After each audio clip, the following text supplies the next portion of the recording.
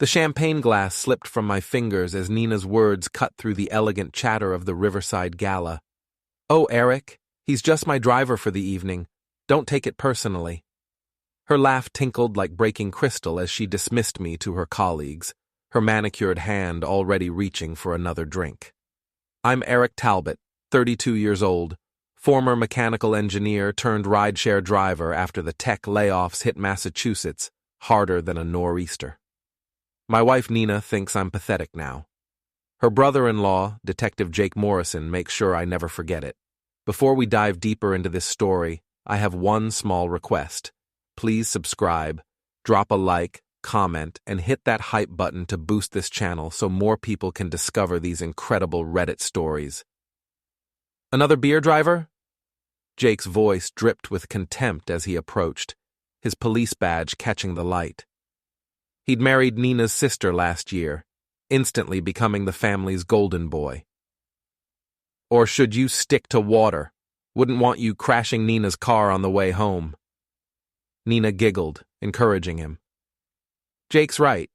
You've been looking a little shaky lately, honey." The humiliation burned in my chest, but I kept my voice steady. "I'm fine, thanks." "Are you, though?" Jake stepped closer, his breath reeking of whiskey. "Because from where I stand, you look like a man who's lost everything. Job, respect, probably your wife's interest too." He glanced meaningfully at Nina, who was now flirting with her business partner, Gavin Pierce. I watched Nina's hand rest on Gavin's arm, saw how she leaned into him when she laughed. The pieces clicked into place with sickening clarity. This wasn't just about my unemployment. This was about replacement. "Careful, Jake," I said quietly. "You might want to remember that I know things about this family that could make your badge very uncomfortable." His face darkened. "Is that a threat?" "It's a reminder." I set down my glass and walked away, Nina's voice following me. "Eric, where are you going? We haven't even had dinner yet." But I was already heading for the exit, my mind racing. In the parking lot, I sat in Nina's BMW, my BMW technically since I'd bought it before the layoffs, and made a decision that would change everything. I pulled out my phone and opened the Find My app. Nina's location showed clearly, still at the Gala. But her recent history told a different story. 3 afternoons this week at Gavin's apartment building, 2 lunch dates that lasted until evening, hotel visits during her supposed client meetings. The betrayal hit me like a physical blow, but underneath the pain, something else stirred, something cold and calculating that I'd inherited from my engineer father. The ability to solve problems methodically, permanently.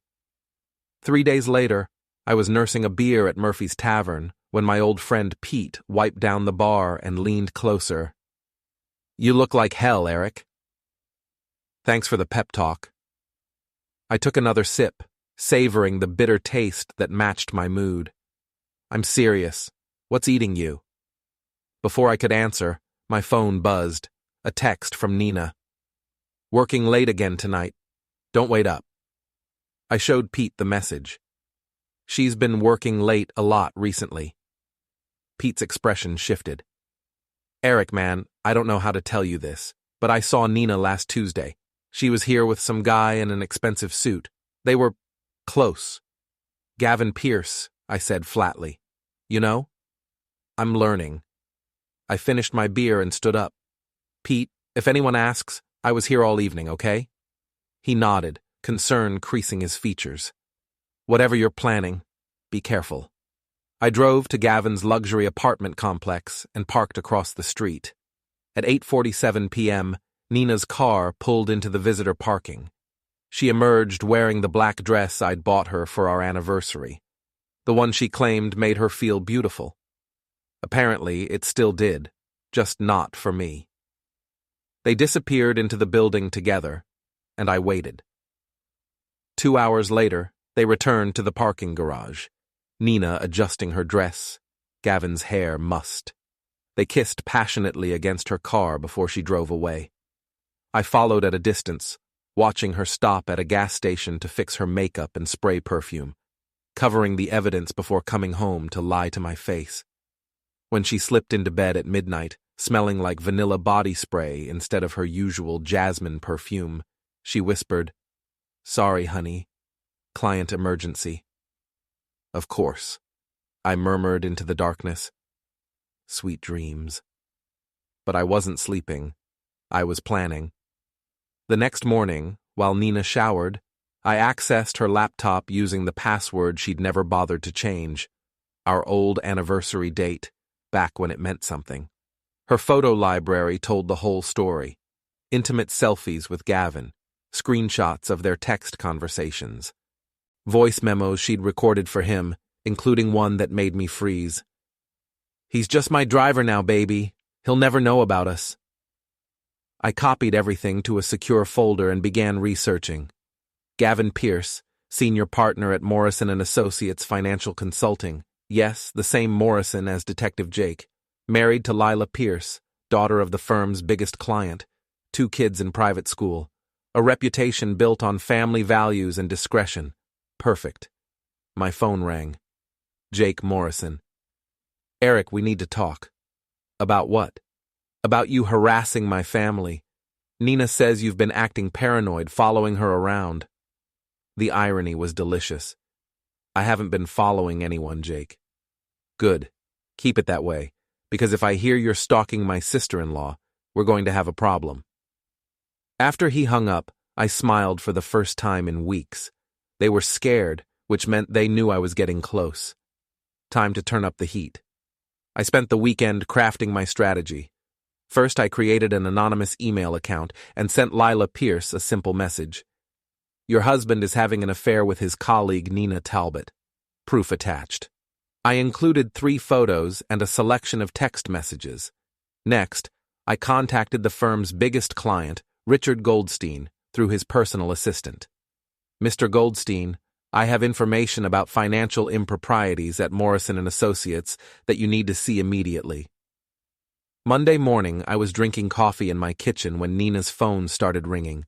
First Gavin, panicked, then her boss, then Gavin again. "What do you mean Lila knows?" Nina hissed into the phone, thinking I couldn't hear from the next room. "How could she possibly—" "No, I can't come in right now. Eric's here." She appeared in the kitchen, face pale, hands shaking. "Honey, I need to go to work early today. Emergency." "Of course." I didn't look up from my newspaper. "Drive safe." An hour later, my phone rang. Pete from the bar. "Eric, you need to get down here, now." I found Pete behind the bar, looking grim. "Your wife's cop brother-in-law was just here asking questions about you. And there's something else." He gestured toward a corner booth, where 2 of my former friends, Mike and Tom, were nursing beers and shooting dark looks in my direction. Mike had been my best man. Tom was my college roommate. We'd been inseparable until Nina started poisoning them against me, claiming I was becoming unstable, paranoid, potentially dangerous. Jake had backed up her stories with official-sounding concerns about my mental state. "Eric." Mike stood up as I approached their table. "We need to talk." "About what?" "About whatever game you're playing with Nina and her family." Tom's voice was cold, unfamiliar. "Jake told us what you've been doing." "And what exactly have I been doing?" "Stalking. Harassment. Making threats." Mike crossed his arms. "This isn't like you, man. You need help." The betrayal cut deeper than Nina's affair. These men had been my brothers, and they'd chosen to believe lies rather than trust me. "You want to know what's not like me?" I kept my voice level. "Sitting back while my wife screws her business partner, and my so-called friends take her word over mine without even asking for my side." "We're trying to help you," Tom said. "No, you're trying to manage me. There's a difference." Mike stepped closer. "Look, we get it. The unemployment, the stress, it's messing with your head. But this paranoid behavior has to stop." "Paranoid?" I pulled out my phone and showed them one of Nina's selfies with Gavin. "Is this paranoid?" Their faces went white. Tom grabbed the phone, scrolling through the evidence I'd prepared. Jesus, Eric, how did you get these? Does it matter? The point is, everything I've said is true. Nina's been lying to all of us. Mike sank back into his chair. Why didn't you just tell us? When? Between your lectures about my mental health and your suggestions that I seek professional help? The anger I'd been suppressing finally broke free. You chose sides without knowing the facts. You threw away 15 years of friendship because a cop and a cheating wife told you I was crazy. Eric, we're sorry, Tom started, but I was already walking away. Too late for sorry, I called back. You made your choice. Outside the bar, my phone buzzed with a text from an unknown number. Stop what you're doing or you'll regret it. G. Gavin was threatening me now. Perfect. I texted back, Murphy's Tavern, 1 hour, come alone. Gavin arrived at Murphy's looking like he'd slept in his car. His usually perfect hair was disheveled, his expensive suit wrinkled. The golden boy was tarnishing fast. You son of a bitch, he snarled, sliding into the booth across from me. Do you have any idea what you've done? I've told the truth. Revolutionary concept, I know.